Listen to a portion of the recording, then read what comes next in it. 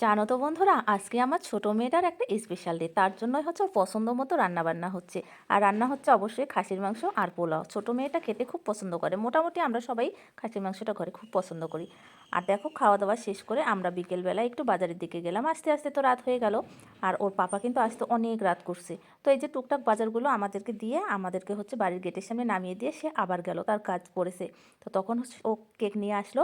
আর দেখো, তেমন কাউকে ডাকিনি, কারণ এখানে তেমন কারোর সাথে পরিচয় নেই। তার জন্য আমরা 4 সদস্যের একটা পার্টি করলাম ঘরে। আর রাতের আয়োজনে থাকছে খেজুর গুড়ের পায়েস, লুচি, কেক, চকলেট আর ওই চিপস। তাই দিয়েই হচ্ছে আমরা 4 জন মিলে মজা করলাম, মনির কেক কাটলাম। আর জানো তো, অনেক রাত হয়ে গেছে, মানে রাত 11টা বাজে এখন। আর ছোট মেয়েটা আমার বারবার পাপাকে ফোন দিচ্ছিল, পাপার জন্য অপেক্ষা করতেছিল এত রাত পর্যন্ত। মানে পাপা আসবে তারপর ও কেক কাটবে। আর কেকটাও কিন্তু পাপা পরেই নিয়ে আসছে। তারপর সে দেখো পাপার সাথে বসে কি মজা করে কেক খাচ্ছে। আজকের মতো এই পর্যন্তই বন্ধুরা, আবার দেখা হবে।